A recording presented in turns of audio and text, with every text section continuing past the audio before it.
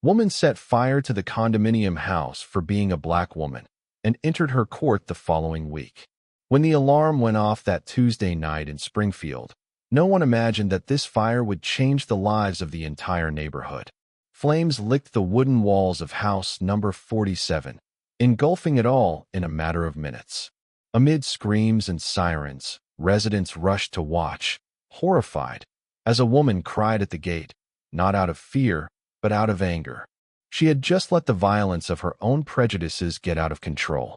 If you want to follow this complete story until the end, leave your like and subscribe so you don't miss anything. The city of Springfield, Missouri, wasn't big, but it carried all the complexity of an ordinary American community. Neighbors greeting each other at the gate, neighborhood parties, crowded schools, and, behind closed doors, tensions that not everyone wanted to admit. Between the tree-lined streets and newly built condominiums, the lives of many families seemed peaceful, at least on the surface. In the Greenfield Estates condominium, house number 47 had become a symbol of change and progress.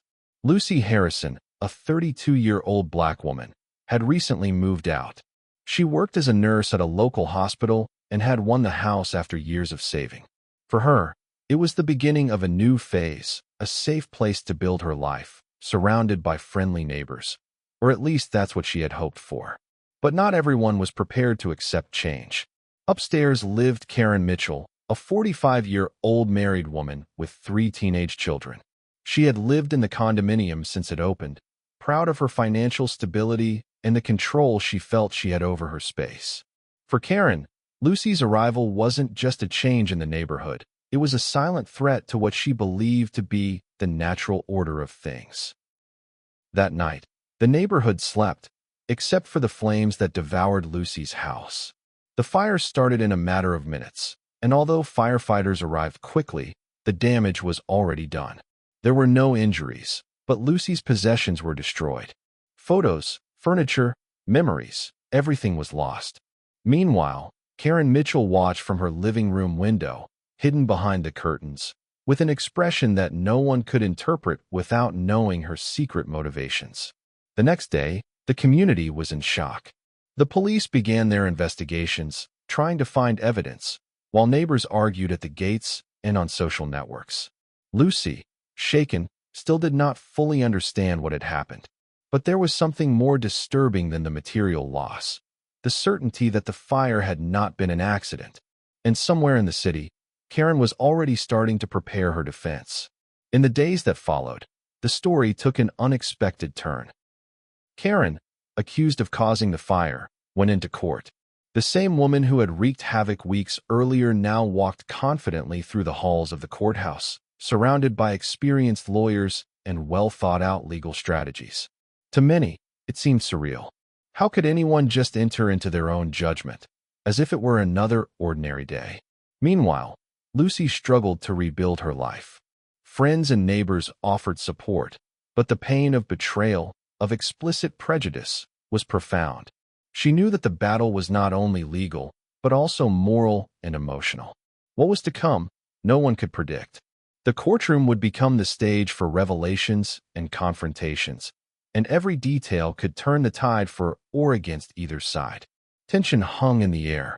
Springfield was divided. There were those who supported Lucy, admiring her courage and dignity, and those who quietly sided with Karen, defending the version of a woman wrongly accused. The entire city would become a microcosm of what, across the country, was still a difficult reality to face: veiled racism, disguised as normality, which could still explode in devastating ways.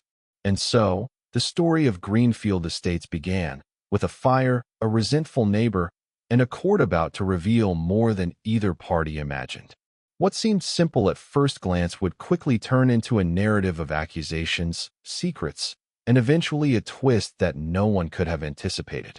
The Springfield courthouse was silent that Monday morning, but the tension within the marble walls seemed to stifle any attempt at tranquility. Lucy Harrison was present, sitting on a hardwood bench, watching Karen Mitchell approach the judge with assured, almost arrogant steps.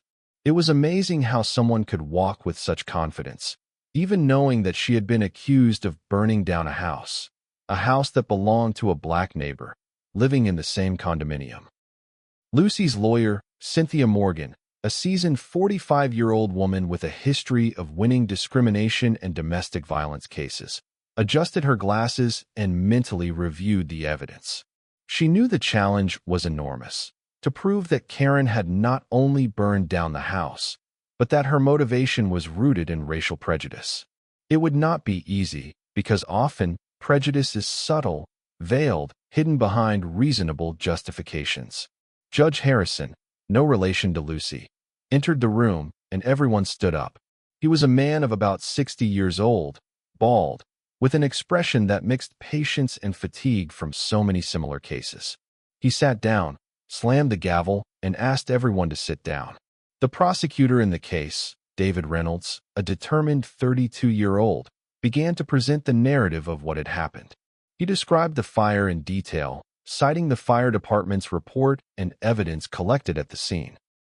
Among them were remains of flammable materials carefully placed at strategic points in the house and security cameras that showed a figure leaving the condominium in a hurry on the night of the fire. The description of the police, although technical, carried a heavy emotional charge. When it was time to present Karen Mitchell's background, David emphasized that she had made discriminatory comments about Lucy even before her move into the condo. Neighbors testified that Karen had referred to the new resident as someone who didn't fit in with the neighborhood, and that she would ruin the standard of the condominium. These words would be crucial, as they could prove racial motivation. Karen remained calm. She smiled slightly at the lawyer, signaling confidence. His own defense rested on two lines. The first, that the fire was an accident caused by an electrical problem. The second, that any racial accusation was an exaggerated interpretation of commonplace comments. Lucy felt a tightness in her chest when she heard these words. It wasn't just about the house, the furniture, or the burned-out belongings. It was about the intimacy of his invaded life, the sense of insecurity within his own city. She remembered the night of the fire, the smoke coming through the hallways, the smell of burning plastic and charred wood. And he remembered, more strongly than ever, Karen's cold, calculating look. As the trial progressed, witnesses were called. The condominium's caretaker, an elderly man named Harold Jenkins, described that Karen had spent days inspecting Lucy's home from afar, making comments about every detail of the move. She was watching the movement, recording everything with a look that was scary, Harold said. His statement brought murmurs across the room, and the judge nodded, taking note of every word carefully. Another neighbor, Susan Thompson, said that Karen had commented that certain types of people shouldn't live there, and that the neighborhood didn't need that kind of example. Each sentence, each testimony, built an increasingly clear picture of the hostility directed at Lucy. But Karen, in her pew, remained unshaken. He smiled, waved discreetly to the lawyer, and waited his turn to defend himself. When she was finally called to testify, Karen spoke calmly. He explained that he never intended to harm anyone and that the fire was an accident. He said that anything that seemed prejudiced was misinterpreted, and that the neighborhood should be judged by what it does well, not by comments taken out of context. His speech was controlled, almost rehearsed, and reflected someone accustomed to manipulating perceptions. Lucy looked at her and felt a mixture of anger and disbelief. It was hard to believe that anyone could so firmly deny the obvious. But she also knew that truth often depends on solid evidence, not feelings or impressions. And that's where Cynthia Morgan would come into play. Lucy's lawyer began to deconstruct each of Karen's arguments.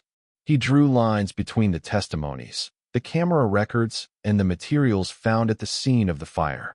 It showed that the woman had bought flammables days before, visited hardware stores, and even discussed, in legally intercepted phone calls, ways to deal with the new neighbor.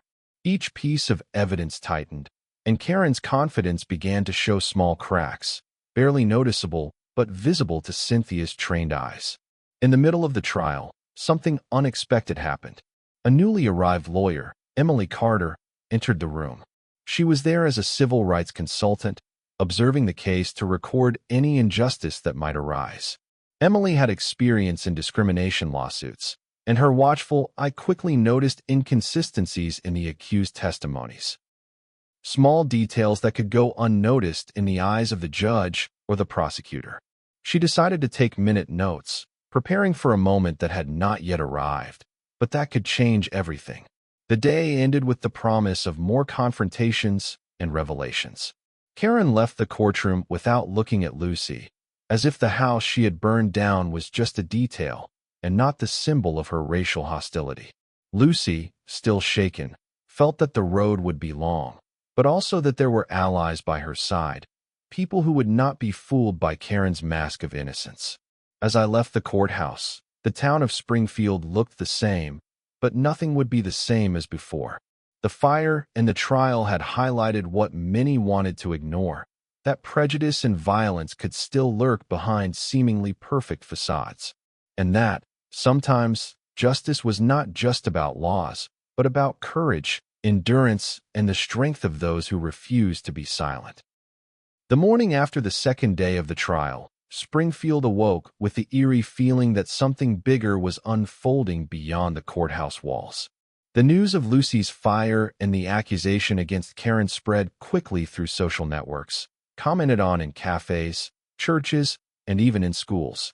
The whole city seemed to be watching, as if each resident had a role in that conflict, even without being directly involved. Lucy woke up early. Waking up was always difficult in the last few days, not because of physical fatigue, but because of the tension that remained stuck in her thoughts. She remembered the fire, the smell of burning wood, the smoke that invaded her lungs. Every detail still haunted her, and the sense of vulnerability persisted. But there was something that kept her firm, the conviction that justice needed to be done, not only for her, but as an example that discrimination could not go unnoticed. Cynthia Morgan arrived at Lucy's office before 9. She brought a folder full of documents, photos, and witness statements. "Lucy, today we are going to prepare a detailed strategy for the third session of the trial," Cynthia said. "We need to show not only that Karen caused the fire, but also the motivation behind it. Every detail matters." Lucy nodded, absorbing every word. She knew she couldn't get carried away by anger. Justice, she had learned, requires clarity, patience, and evidence. Every mistake, every exaggeration, could be used against her. And though it was hard to remain calm, she had to.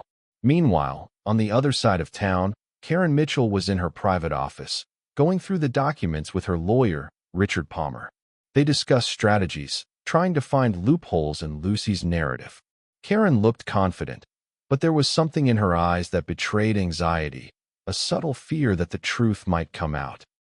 Richard tried to reassure her, reminding her that she had an impeccable social facade, a reputation built over years, and that it could not be destroyed by an isolated fire.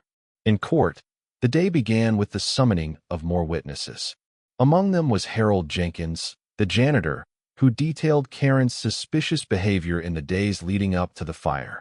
He described how the woman had walked around the condominium in an odd way, observing Lucy's house and even making comments that, at the time, seemed trite, but which, in retrospect, indicated hostility. Lawyer Cynthia used every word of the janitor with precision. Every sentence, every pause, every hesitation was presented as evidence that Karen wasn't just a jealous neighbor. She was someone who, driven by prejudice, had planned to harm Lucy. The strategy was clear: reconstruct the fire not just as an accident, but as an act of conscious discrimination. When Karen went up to the bench to testify again, something changed. His stance, once firm, began to destabilize. Detailed questions about schedules, recent purchases, and phone calls made her hesitate. Judge Harrison, attentive, watched each reaction. It was noticeable that Karen's defense faced difficulties in maintaining the accident narrative. One detail, however, caught everyone's attention. A neighbor, Samuel Brooks, entered the courtroom with a sealed envelope. He was known to be discreet and reserved, but his steady gaze indicated determination. Samuel approached the judge and handed over the envelope, requesting that it be opened immediately.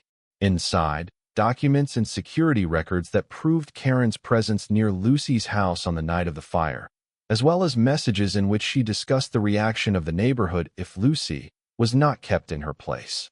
The revelation caused a quiet stir in the room. Prosecutor David Reynolds kept his cool, but a twinkle in his eye indicated that this was the turning point. Karen, on the other hand, swallowed. His facade of trust began to crack, and for the first time, arrogance gave way to worry. Lucy felt a wave of relief mixed with anxiety. Finally, tangible evidence was being presented, but there was still a long way to go. She knew that even though the documents were damning, Karen still had competent lawyers and resources to dispute every detail. The trial was nowhere near over. Between sessions, Emily Carter, the civil rights lawyer who observed the case, spoke discreetly with Cynthia. "There's something deeper here," Emily said. "What we are seeing is not just racism. It is a pattern of behavior that she has maintained for years. If we can prove this, it will not only be a fire, but an emblematic case that can serve as a warning for the entire city." The day ended with a sense of tension hanging over Springfield. Residents followed every piece of news, every update, feeling that they were facing something bigger than a simple fire. Lucy returned home, although her home was still temporarily elsewhere, with friends offering shelter. The night brought memories of the fire, but also hope. Concrete evidence was now being presented, and the truth was beginning to emerge in an incontrovertible way. Meanwhile, Karen retreated, mentally reviewing every step of the defense. She knew she couldn't underestimate the determination of Lucy and her legal team. But in some corner of his mind, a doubt began to grow. What if his entire strategy was insufficient to cover up what he had really done? The court was just beginning to reveal its layers, and no one, not even Karen, could have predicted the twists and turns that would still emerge in the coming days. The fourth day of the trial began with a charged atmosphere. The whole of Springfield seemed to hold its breath. The fire at Lucy Harrison's home was no longer just a property or neighborhood affair. It had become a symbol of something bigger, of the fight against discrimination and intolerance that still permeated every corner of the city. Lucy arrived early at the courthouse. Despite the support of friends and neighbors, she felt the emotional weight of every testimony, every piece of evidence presented. The memory of the fire still burned in her memory, not just because of the flames that destroyed her home, but because of the sense of injustice, the look of hostility from Karen Mitchell. She took a deep breath and entered the courtroom with determination. The session began with the call for new testimonies. Among them, Maria Lopez, a coworker of Lucy's at the hospital, climbed into the witness stand. She spoke about Lucy's daily life, describing her as a dedicated, fair, and respectful woman who had never been involved in conflicts with colleagues or neighbors. "Lucy is someone who always seeks the best for everyone around her," Maria said. "What happened to her was not by chance. There is a clear motivation of hatred." While Maria spoke, Karen shifted in her seat. Small signs of discomfort began to appear. He pressed his lips, averted his eyes, and for the first time, he did not maintain absolute control of the narrative. Prosecutor David Reynolds asked pointed questions, making it clear that each testimony reinforced the idea that the fire was not an accident. After that, the court heard Harold Jenkins again, who brought additional details about Karen's suspicious behavior before the fire. He described schedules, movements, and detailed observations that indicated that Karen was planning the destruction of Lucy's home. His every word weighed in the scales of justice. Cynthia Morgan, Lucy's lawyer, began to show patterns. Messages, records of flammable purchases, suspicious movements captured by security cameras. Everything fell into place, like pieces of a puzzle. Karen's defense, until then confident, began to retreat, trying to justify the evidence as coincidences or misinterpretations. In the middle of the trial, an unexpected event happened. Samuel Brooks, the neighbor who had turned in documents the day before, brought up something no one expected. Videos recorded by home cameras in the condominium, which showed Karen approaching Lucy's house, carrying suspicious containers, shortly before the fire started. The judge requested that the videos be shown. The room was absolutely silent. Seeing the scene in real time was different from hearing testimonies or seeing printed documents. Karen's figure moved carefully, almost meticulously, making it clear that there was planning. The silence was broken only by restrained whispers from a few present, surprised by the undeniable evidence.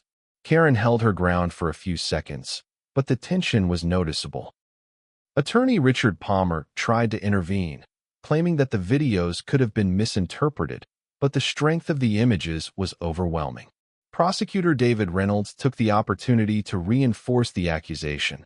There was no doubt that the fire had been deliberate, and that the motive was rooted in racial prejudice. Lucy felt a mixture of relief and fear.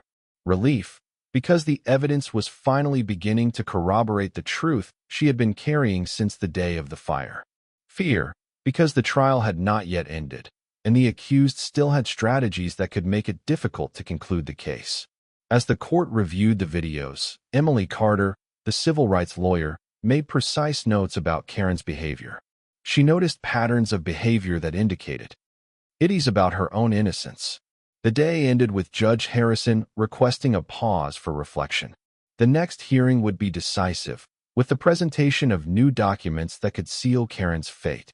Springfield residents continued to follow the news, commenting on every detail, and the town seemed divided between those who supported Lucy and those who were still silently trying to justify Karen's conduct.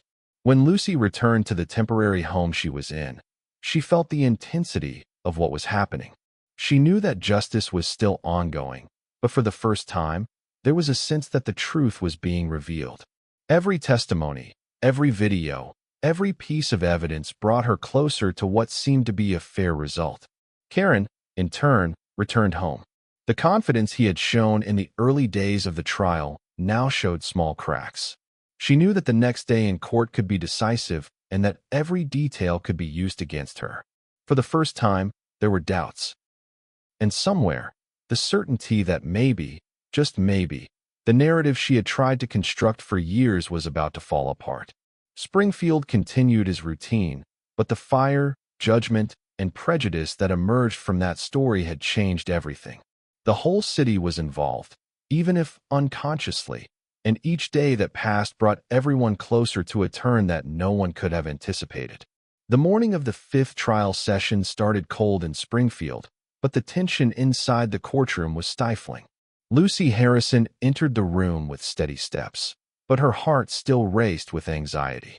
She knew she was about to face defining moments that could change not only the outcome of the case, but also her life and the perception of the entire community. Karen Mitchell, in turn, arrived accompanied by Richard Palmer, her lawyer. There was an air of nervousness, though she tried to mask it with a serene, collected expression. The small failures of trust that had appeared in the previous days were beginning to become more evident. She could no longer rely solely on rehearsed words, the physical evidence, the videos, the records, the testimonies, was piling up against her. Judge Harrison opened the session with brief comments on the importance of the case, reminding everyone that every detail presented would be carefully analyzed. After that, it was Lucy's turn to approach the witness stand. Her lawyer, Cynthia Morgan, led her with precise questions, seeking to extract not only facts, but emotions that could reveal the seriousness of the impact that the fire had on her life. Lucy described the fear, loss, and sense of vulnerability she felt that night. He spoke about the destruction of property, but mainly about the invasion of his dignity. Every word was charged with emotion, but spoken clearly and firmly. The judge and prosecutor, as well as those present in the courtroom, listened attentively, some visibly touched by the narrative. Then Samuel Brooks returned to the witness stand to detail the records he had previously turned over. He showed how Karen had visited hardware stores and bought flammable materials days before the fire. She also mentioned legally intercepted conversations in which Karen expressed concern about Lucy's presence in the condominium and discussed ways to solve the situation. Judge Harrison allowed the evidence to be shown again to everyone, and the room fell silent as it realized the clarity of the evidence. Karen's actions, once hidden behind justifications, were now documented and undeniable. Even with all this evidence, Karen's defense did not give up easily. Richard Palmer tried to discredit testimonies, alleging misinterpretations or coincidences. But each attempt seemed only to reinforce the narrative of planning and hostility, especially when compared to the physical and digital evidence presented. The most impactful point of the day, however, came from a detail that no one had noticed before. Emily Carter, the civil rights lawyer who observed the case, discovered a series of messages Karen sent to a friend in which she commented directly on the intention to harm Lucy. Messages that, although informal, made clear the racial prejudice and the planning of the fire. When these messages were presented to the court, Karen tried to disguise her surprise, but her face betrayed concern. For the first time, the facade of control and trust began to visibly crumble. Judge Harrison, attentive, made detailed notes and made it clear that this new body of evidence carried considerable weight. Lucy felt a mixture of relief and caution. Relief, because the truth was finally being documented and presented. Caution, because it was not yet the end. The accused still had the right to defense, resources, and strategies that could prolong the process. But for the first time, Lucy felt that the scales of justice were beginning to tip in her favor. The day ended with another round of legal discussions between lawyers, setting the stage for the next session, which promised to be even more decisive. Karen left the courtroom without looking at Lucy, but the tension on her face was evident. She knew that the narrative built by years of masks and manipulations was being questioned irreversibly. On Lucy's side, friends and neighbors commented on every detail of the trial. There was a sense that the truth was being revealed, but also that every step needed to be closely monitored. The city of Springfield, which had once seemed indifferent, was now watching intently unfold a case that showed that prejudice and injustice could still be fought when people refused to be silent. As night fell, Lucy reflected on everything that had happened. The fire had been devastating, but it had also shown the strength she had within her. There were allies, people who believed in justice and truth, and that gave hope. The court would become the stage not only for an accusation, but for a demonstration of courage and resilience in the face of intolerance. And so, Springfield prepared for what seemed to be the final stretch of the trial, unaware that an even more shocking twist was about to emerge, changing everyone's perception and putting each character in front of choices that no one could have anticipated. The sixth trial session began with a tense atmosphere in the Springfield courthouse. Expectations were high, and every detail of the process seemed to carry a greater weight than the previous days. Lucy Harrison, sitting on her bench, knew that the truth was finally being presented clearly and unequivocally, but she was also aware that it was not yet time to relax. Karen Mitchell entered the room accompanied by her lawyer, Richard Palmer. The rigid and confident posture of yesteryear now had small cracks. There were subtle signs of tension in his gaze and in the way he shook hands. Still, she kept on the mask of control, determined not to show weakness in front of the courtroom. Judge Harrison opened the session by asking the lawyers to focus on presenting the most relevant evidence and testimony in the case. Prosecutor David Reynolds began with a line of questioning that aimed to reconstruct, in detail, the night of the fire and the events leading up to it. Samuel Brooks was called again. He brought documents that included records of Karen's purchases of flammable products, as well as extracts from text messages and phone calls that reinforced the deliberate intent to harm Lucy. Each piece of evidence presented seemed to weigh more heavily than the last, showing not only planning but a clear motivation for racial discrimination.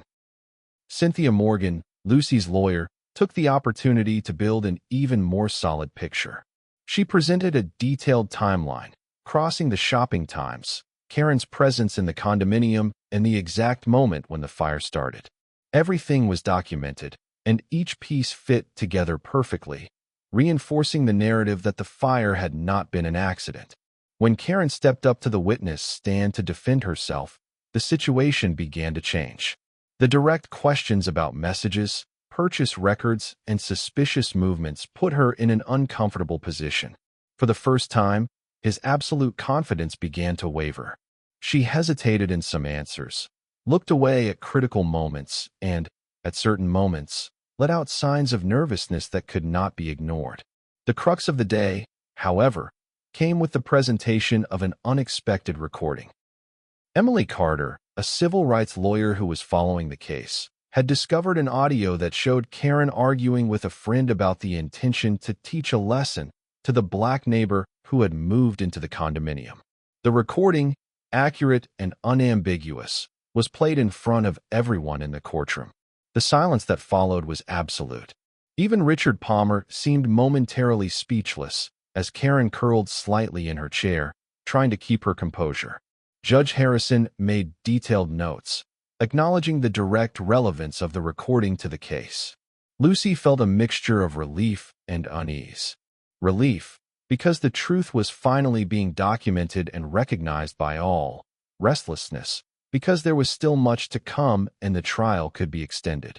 She realized that the fire that had destroyed her home now lit something different. The flame of justice, resistance, and the exposure of truth. During the break, neighbors who followed the trial argued in low voices about the latest events. Many commented that they never imagined Karen could be so audacious, but that now the evidence was overwhelming. Some, until then neutral, began to take a public stand in favor of Lucy, while others still remained cautious, waiting for the conclusion of the trial. When the session resumed, new witnesses were called to detail Karen's conduct in the months before the fire. Among them was Maria Lopez, who described discriminatory behavior and comments, reinforcing the pattern of hostility and prejudice that Karen had been demonstrating. Every detail presented seemed to push Karen into an increasingly vulnerable position, revealing a narrative that went far beyond the simple act of burning down a house. The day ended with a sense of intense anticipation. The whole of Springfield was watching the news, and everyone seemed to realize that the case was about to reach a critical point. Lucy returned to the temporary house where she was staying, reflecting on all that had happened. She knew it wasn't time to celebrate yet, but she felt that justice was closer than it had ever been. Karen, on the other hand, retreated in silence, analyzing the latest events. For the first time, the unshakable confidence she carried began to unravel, giving way to anxiety and the realization that she might no longer be able to control the narrative. And so, the trial moved on, with each session revealing new layers of evidence, tension, and hidden truths. Springfield remained in suspense, waiting for the denouement that could forever change the lives of Lucy, Karen, and the entire community. The morning of the 7th trial session brought with it a different tension. There was a sense in the air that something was about to happen, something that would change everyone's perception of the case. Lucy Harrison felt this as soon as she entered the courtroom. The anxiety that had previously accompanied her had turned into expectation. She knew that the truth still held surprises, but she could not imagine the impact that the revelation would have. Karen Mitchell entered as always, accompanied by Richard Palmer. The rigid posture still existed, but there were small cracks in the trust that once seemed unshakable. His eyes, which had previously reflected only arrogance, now showed a hint of nervousness, a subtle concern that began to show even in his controlled gestures. Judge Harrison opened the session and called the first witness of the day, Samuel Brooks. He approached with a new, smaller envelope, but containing additional documents that no one knew existed. Everyone's eyes turned to the judge as Samuel explained that he had found old records of Karen, including emails and messages from local businesses and condominium associations that indicated a history of hostile behavior and manipulation. When the documents were displayed, the murmur in the room increased. The messages not only reinforced racial prejudice against Lucy, but revealed something even more shocking. Karen had been involved in schemes to harm other residents considered undesirable in the condominium over the years. It wasn't an isolated act, it was a pattern. Shock ran through the courtroom like a silent bolt of lightning. Richard Palmer tried to intervene, claiming that the documents were irrelevant, that they could not be used against Karen in the specific case of the fire. But Judge Harrison immediately interrupted. "We are dealing with evidence of a pattern of behavior, which can demonstrate intention and motivation. "These documents are admissible," he said firmly. Lucy felt a mixture of incredulity and relief. Incredulity because he could not imagine the extent of Karen's behavior. Relief that there was now concrete evidence that this was not an isolated incident or coincidence. It was a deliberate pattern of prejudice and hostility. It was then that Emily Carter took decisive action. She asked the judge for permission to present a detailed analysis of all the records collected, showing chronologically how Karen had acted in several similar situations over the years. Every incident, every message, every interaction with undesirable neighbors formed a complete picture of deliberate and discriminatory behavior. The most surprising turn of events came when Karen's lawyers tried to discredit the material presented. Emily, with documents and records in hand, demonstrated that Karen had not only planned the fire against Lucy, but also had knowledge that security cameras and neighbors could testify. She had taken a conscious risk, believing she could manipulate the situation to her advantage, until the meticulous preparation of Lucy, Cynthia Morgan, and allies like Samuel and Emily revealed every detail. The court was silent, absorbing the dimension of what had been revealed. For the first time, everyone saw Karen not as a controlling neighbor, but as someone who deliberately persecuted people based on racial prejudice. The accident narrative no longer held. The evidence was clear, overwhelming, and overwhelming. Karen, realizing the gravity of the situation, tried to justify herself. He talked about misunderstandings and misinterpretations, but the trust was already gone. Each word sounded fragile in the face of the avalanche of evidence accumulated against her. Richard Palmer tried to intervene, but even he seemed unresponsive, aware that the situation was beyond any possible defense. Lucy, for her part, felt an intense mix of emotions: justice, relief, and a deep sense that the truth was finally being acknowledged. She realized that the fire, while devastating, had exposed something bigger. The persistence of prejudice in small, everyday actions, something that many ignored until it became visible in a dramatic way. When the session ended, Judge Harrison called a break before the next phase of the trial, aware that the twist presented would completely change the course of the case. The residents of Springfield, who followed every detail, were astonished. Many commented that they never imagined that Karen had such an extensive and premeditated history. The entire town now saw the gravity of the accused behavior and Lucy's courage in facing such injustice. As the courtroom emptied, Karen walked out without looking at anyone, aware that her strategy had failed. Lucy felt that this partial victory was just the beginning. There were more battles ahead, but now the narrative was tilted decisively in favor of the truth. Springfield would never be the same again, and the case would become a benchmark on the importance of confronting prejudice and injustice, even when they hide behind smiles and appearances of normalcy. And so, with the twist revealed, the story of Greenfield Estates entered a new chapter, more intense and closer to an outcome that, although not yet finished, showed that justice was closer than ever. The 8th session of the trial began with the city of Springfield in high expectation. News of the twist in the case spread quickly. Not only was Karen Mitchell responsible for the fire, but her history of discriminatory behavior showed a deliberate pattern of hostility toward neighbors deemed undesirable. Every resident, every friend, and every family member of Lucy felt like they were following something much bigger than a simple trial. Lucy Harrison entered the courtroom with firm steps, but her heart was still beating fast. The last few days had been a roller coaster of emotions. Fear, anxiety, indignation, but also hope. She knew she now had solid evidence, coupled with credible testimony and the detailed analysis presented by Emily Carter. The trial was reaching its most crucial moment. Karen entered with Richard Palmer to the side, still keeping her posture controlled, but the tension was noticeable. Every step seemed measured, every look carefully calculated. She knew she was cornered, but the appearance of confidence was still her last defense.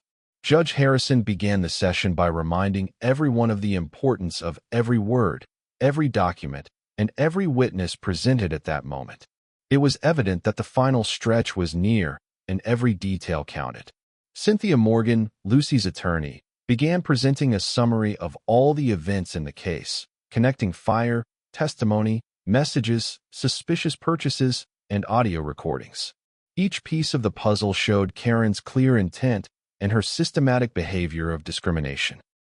Prosecutor David Reynolds added, emphasizing the seriousness of the arson act as a racially motivated crime. The most impactful point of the day was the presentation of a psychological analysis of Karen requested by Lucy's defense. An expert detailed the pattern of behavior of the accused, showing that her actions reflected control, manipulation, and conscious prejudice. Every comment, every move, and every plan was consistent with the intent to harm neighbors she considered non-standard of the condominium. Karen tried to defend herself, alleging misunderstandings and misinterpretations. But Judge Harrison, backed by the evidence and testimony, made it clear that the narrative no longer held. Each excuse seemed fragile in the face of the amount of evidence presented. The tension in the room was palpable. The audience realized that the truth had finally emerged unequivocally. Lucy, listening to the testimonies and analyses, felt a deep relief, mixed with an intense emotion. The sense of vulnerability that had accompanied her since the night of the fire was now beginning to dissipate. She understood that it was not just about personal justice, but about showing the community that prejudice and violence cannot go unnoticed. The trial ended with a break before the final deliberations, but the mood was one of imminent victory. The residents of Springfield, who followed every step of the process, were aware that the story was about to reach a significant conclusion. Many commented on Lucy's courage and how the truth, even hidden by manipulations, managed to emerge when determined people made an effort to reveal reality. Karen left the courtroom without looking at Lucy, but the expression on her face indicated that she knew the outcome was all but sealed. The confidence he once possessed had been deeply shaken, and that he was staying reflected on everything that had happened. The fire had been devastating, but it also revealed a strength she didn't know she possessed. She had faced prejudice, hostility, and injustice, and now she could see clearly that a determination to seek justice could overcome even the greatest adversity. Springfield, for its part, continued to follow each development, aware that the case of Greenfield Estates would become a milestone in the city's history. Every testimony, every piece of evidence, and every psychological analysis revealed not just an isolated crime, but a pattern of behavior that needed to be exposed to prevent others from suffering the same kind of injustice. The eighth session ended with a clear feeling that justice was at hand, and that, finally, the truth was beginning to prevail. Lucy knew there were still details to be worked out, but for the first time in weeks, she felt victory was within her grasp. The ninth trial session began with an electric atmosphere in the Springfield courthouse. The expectation was palpable. Each person present knew that the next few minutes could define Lucy Harrison's future and definitively reveal Karen Mitchell's responsibility for the fire. Lawyers reviewed notes, witnesses prepared, and Judge Harrison maintained a serious posture, indicating the importance of the moment. Lucy stepped in with firm steps. His face reflected determination and a quiet confidence, built not only by the evidence, but by the steadfast support of his lawyer, Cynthia Morgan, and allies like Emily Carter and Samuel Brooks. She knew that the final stretch of the trial would require not only courage, but also clarity to face the accused and her attempts to defend herself. Karen, upon entering, maintained a rigid posture, but there was a visible emotional exhaustion. The control mask was almost completely broken. She looked around the courtroom, looking for visual support in Richard Palmer, who was trying to disguise his own nervousness. The trust that had existed in the early days had disappeared, replaced by tension and worry. Judge Harrison opened the session with a quick summary of the progress of the case, pointing out that the last few days had presented incontrovertible evidence of Karen's intention to burn down Lucy's house, motivated by racial prejudice and deliberate hostility. He emphasized that the next phase of the trial would require full attention, as the last testimonies and analyses that could define the verdict would be presented. The first to testify was Maria Lopez, who had previously testified but has now brought additional details about Lucy's personality and the community's reaction after the fire. She described how Lucy maintained her composure, even in the face of fear and loss, demonstrating courage and resilience. Each word reinforced the idea that Lucy had not only been the victim of a deliberate crime, but also of an attempted racial humiliation planned by Karen. Next, Samuel Brooks presented a new series of records, this time detailing Karen's interactions with other residents over the previous months. These documents revealed patterns of manipulative and discriminatory behavior, indicating that the fire was not an isolated act, but part of a series of actions designed to control and intimidate neighbors deemed undesirable. The culmination of the session came with the presentation of previously unpublished audio and video recordings. In them, Karen spoke openly about her hostility towards Lucy and other neighbors, clearly expressing her intent to harm and intimidate. The courtroom was in absolute silence as the recordings played, and even the defense attorney seemed surprised by the clarity of the evidence. Cynthia Morgan used these recordings to reinforce the case's central argument. Karen acted with full awareness and planning, motivated by racial bias and a desire for control. The lawyer pointed out that Karen's every action before, during, and after the fire followed a consistent pattern of hostility, making it impossible to allege accident or misinterpretation. Judge Harrison listened attentively, making detailed notes and indicating that all evidence presented would be considered in the verdict. The pressure on Karen was visible, and for the first time she showed signs of emotional fatigue, looking away and pursing her lips repeatedly. Lucy, realizing the strength of all the evidence gathered, felt an intense mixture of relief and gratitude. Relief, because the truth was emerging clearly and unequivocally. Gratitude, because all the effort to gather documents, testimonies, and analysis was finally about to result in justice. At the close of the session, Judge Harrison announced that final deliberations would begin the next day. He stressed the importance of considering all the evidence presented and the seriousness of the case, noting that the verdict would be decisive not only for the parties involved, but for the entire Springfield community. As Lucy left the courtroom, she felt that a great battle had been won, although the final moment was still missing. Karen, on the other hand, left the room with a downcast face, aware that the chances of escaping a conviction were slim. Springfield residents commented on the intensity of the trial and the strength of the evidence, acknowledging that the truth was finally being acknowledged.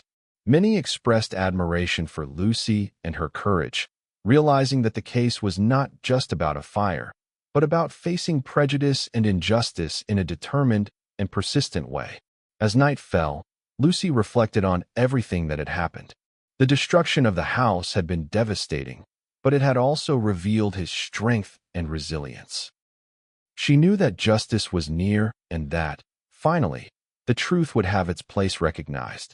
Springfield, meanwhile, was about to witness the outcome of a story that would mark the city and serve as an example of the importance of bravely confronting injustice and prejudice. The 10th and final session of the trial began with almost palpable tension in the Springfield courthouse. Everyone knew that day would define not only Karen Mitchell's fate, but also set a milestone about justice, courage, and confronting prejudice. Lucy Harrison stepped in with firm steps, determined to hear the verdict without hesitation, knowing that she had done everything correctly to make the truth prevail. Karen Mitchell entered accompanied by Richard Palmer, but the confidence of yesteryear had completely disappeared. His eyes, once defiant, now reflected worry and fear. She knew that the narrative carefully constructed over years would not stand up to the evidence presented, the recordings, the testimonies, and the detailed analysis that revealed her pattern of hostile and discriminatory behavior. Judge Harrison opened the final session by reminding everyone of the gravity of the case and the importance of considering every detail presented throughout the sessions. He asked the court to remain focused and stressed that the verdict would reflect the pursuit of justice for Lucy and the integrity of the Springfield community. Prosecutor David Reynolds made his final statement, recapitulating every piece of evidence: the deliberate arson, suspicious purchase records, audio and video recordings, testimony from witnesses like Maria Lopez and Samuel Brooks, and Karen's history with other neighbors deemed undesirable. He emphasized that Karen's actions were not an isolated accident, but premeditated behavior motivated by racial prejudice. Cynthia Morgan, Lucy's lawyer, made her last argument, reinforcing that Lucy had not only been the victim of a deliberate crime, but also showed courage and determination in facing injustice, gathering evidence and testimonies to ensure that the truth prevailed. She asked the court to consider the impact of Karen's actions not only on Lucy, but on the entire community, which needed to see that prejudice and hostility could not be tolerated. Karen had the last opportunity to speak. His voice, once firm, now trembled slightly. He tried to justify himself by claiming misunderstandings and mistaken interactions, but no one in the room seemed to believe him. Every word seemed fragile in the face of the avalanche of evidence gathered throughout the trial. Richard Palmer remained silent, realizing that there were no longer enough arguments to save his client's reputation. The court went into deliberation, and the tension in the room reached its peak. The residents of Springfield, many in attendance, waited in absolute silence, every second seeming like an eternity. Lucy remained calm, taking a deep breath, as her mind recalled the entire path from the night of the fire to that final moment. Every challenge, every piece of evidence gathered, every testimony presented now culminated in a decision that would change his life. After a few minutes that seemed like hours, Judge Harrison returned with the verdict. He stared at Karen and said, in a firm, clear voice, "Considering all the evidence, testimony, and records presented, this court concludes that Karen Mitchell acted deliberately in setting fire to Lucy Harrison's home out of racial prejudice and conscious hostility." The verdict of this court is one of conviction. Absolute silence gripped the courtroom. Karen stood motionless, speechless, and for a few seconds seemed not to believe what she had heard. Reality finally caught up with her. There were no more possible defenses, no plausible justifications. The mask of control and arrogance he had worn for months completely collapsed. Lucy felt a wave of relief, excitement, and gratitude wash over her. Everything that had passed, the fear, the loss, the anxiety, finally found a fair conclusion. She took a deep breath, realizing that the truth had prevailed and that justice had not only been served, but also served as an example for all of Springfield. After the trial, Karen was taken into custody, while the community began to process the impact of the case. For many, the fire and the trial became a reminder that prejudice and discrimination, even when subtle, could not be ignored. Lucy, in turn, began to rebuild her life. The house could have been destroyed, but their courage and resilience remained intact, becoming symbols of strength and determination. Springfield would never be the same again. The story of Lucy Harrison and her fight for justice has become an example of how to confront injustices in a determined way, gathering courage, evidence, and committed allies. The city began to value truth, empathy, and courage in the face of prejudice, and the case of Greenfield Estates became a reference on the importance of not being silent in the face of injustice. In the end, Lucy looked back on the reconstruction of her home and the community that supported her, feeling that she was not only reclaiming material possessions, but also her dignity, her sense of justice, and the certainty that bravely confronting prejudice is always worth it. The fire that destroyed his house had actually lit a much larger flame, the flame of truth, justice, and hope, showing that, even in the face of hostility and discrimination, it is possible to triumph when one remains firm in the search for justice.